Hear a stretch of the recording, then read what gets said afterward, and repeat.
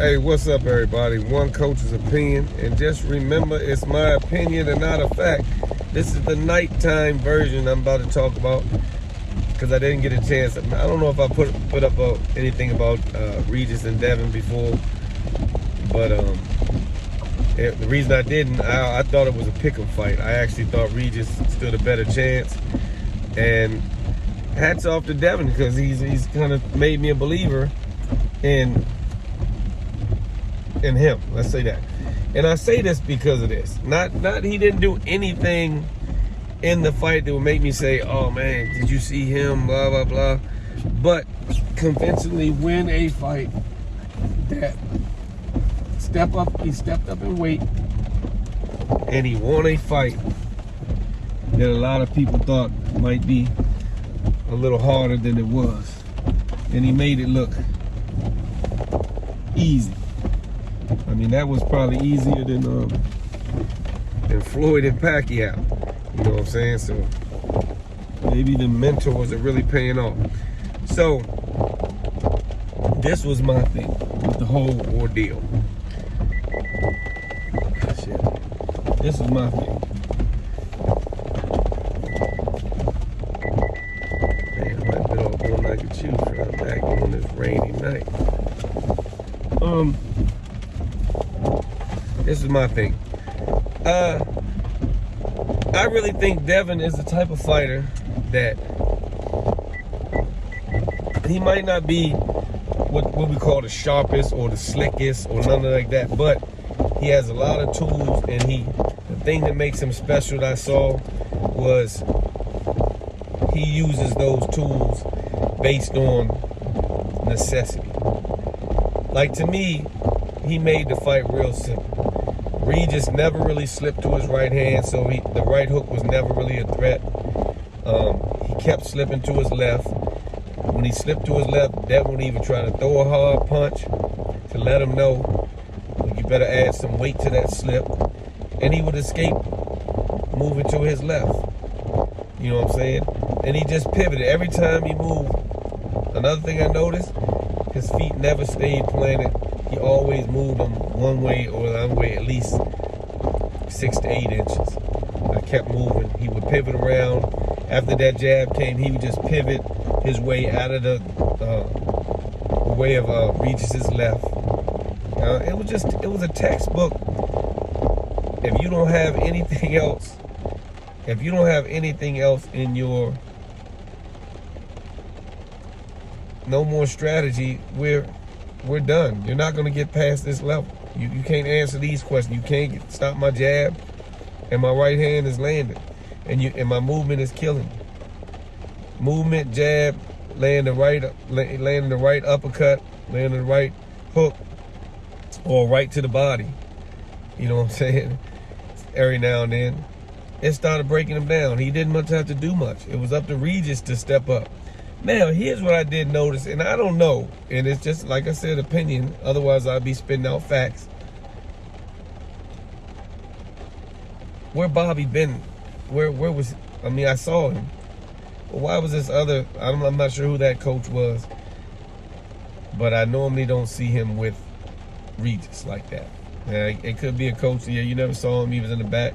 I don't know if Bobby could have been hurt but his voice didn't ring out in that fight. The other guy really gave the instructions, which really didn't get much. He was more motivating type coach. You know what I'm saying? We've been here, we worked too long to get here and all that. You know what I'm saying? But how about, man, slip to your right and pull that hook sometime. He needs to know that going to his left is going to be some type of a threat. You know what I'm saying? I'm not saying I got the solution to what he should have told him. All I'm saying is he could have told him more than we've been here. I mean, you worked hard to get here and blah, blah, blah. Tell him what he needs to do to win this fight. Besides, you need to knock him out now. What? It's 11, 12 round. You saw the way he's been looking in the fight. If you did knock him out, I'd wonder, where were you at 10 rounds ago? So you have to base it on what you're seeing. What gave you the idea that he could go in there in the next 2 rounds and just knock him out? Really, to be honest, Once it got to the 10th round, and you might call me overprotective, I saw no way he could win the fight. You weren't even landing hard punches. Let's look at the punch count. They said Regis had like 30 landed punches, 30 something, 32 I think. Devin had 126 landed punches. Now let's break that down. That means Devin really beat him by landing an average of 12 punches a round. That's all I needed to beat you. Let me land 12 because you're only, I'm limiting you to 3.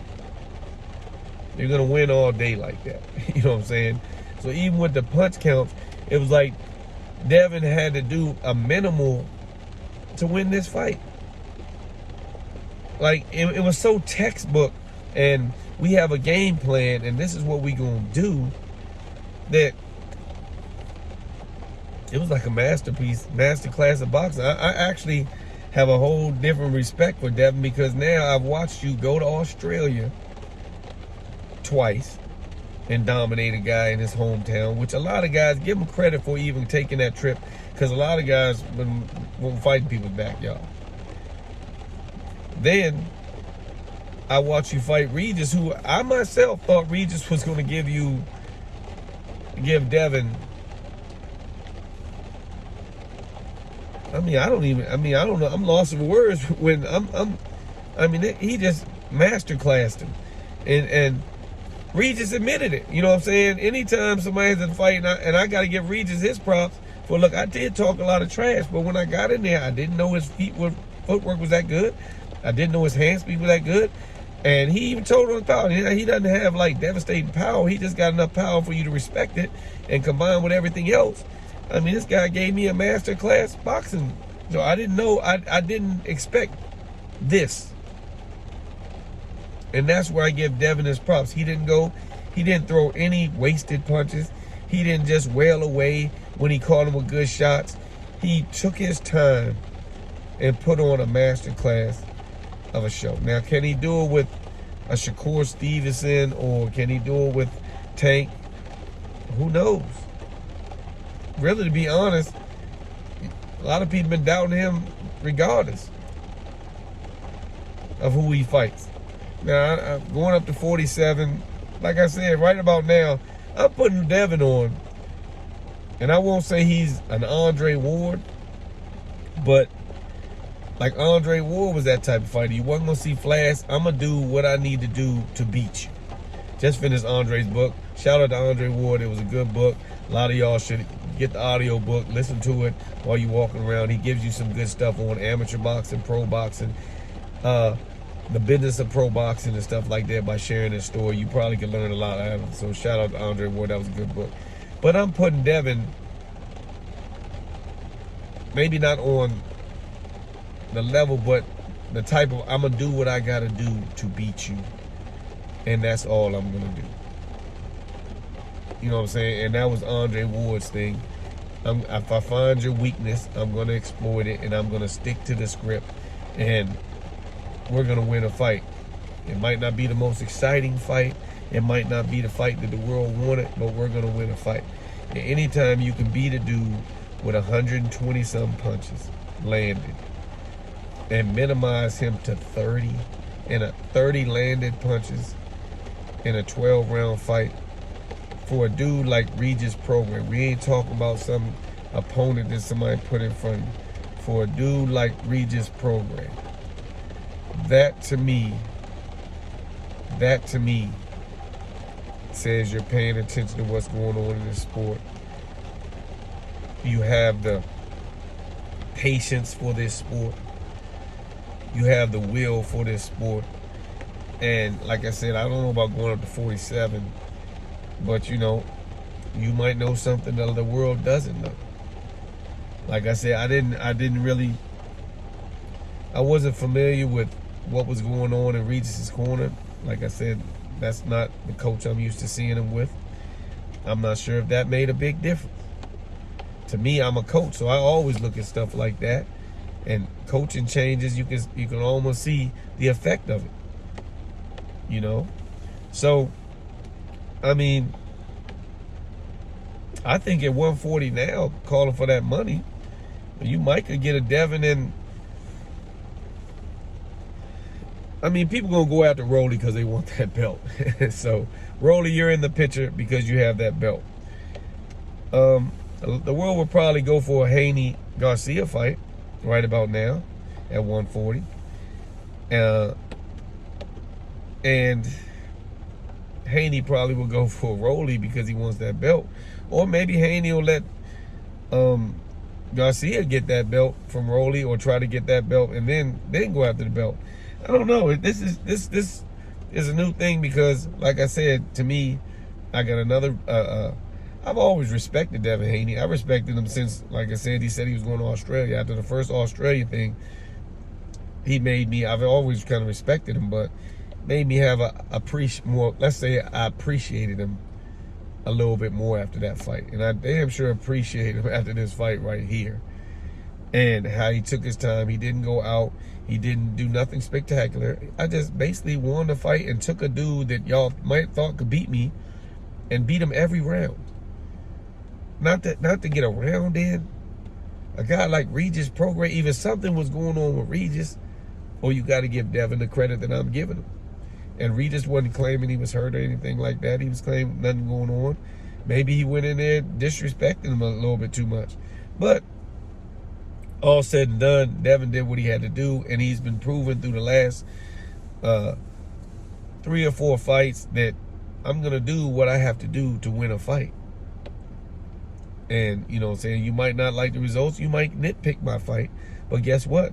I'm going to be victorious in it. And he has. So, shout out to Devin Haney.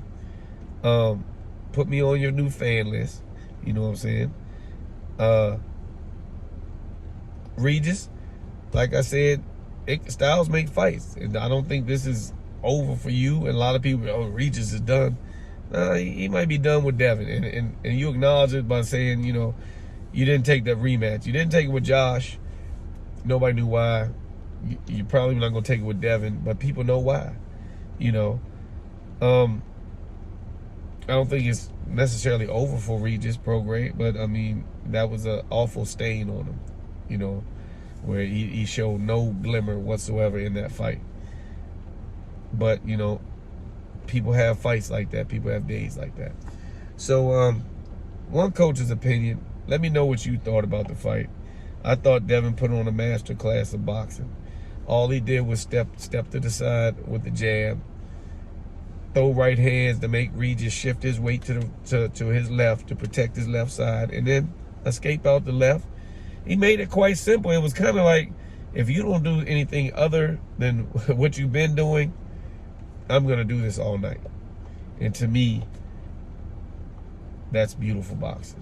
When you have a game plan, and evidently they claim they did, they saw something, and they utilized it. So, hats off to Devin Haney. Regis, hats off to you two for accepting the fight, taking a chance, fighting a kid like this. And you didn't have any excuses or anything. You gave him his props. I like that about it. And a guy that can do that, it's never over for him. Now, if he would have came out to fight saying, nah, man, yeah, he did this, he did that. He came out to fight like, hey, you were more than I thought you were. Got to give you your props. Guys like that can grow from something like that because they're acknowledging what went on instead of just saying, nah, this didn't happen, that didn't happen. So, one coach's opinion, give Devin his props. Where does he go from here? I don't know.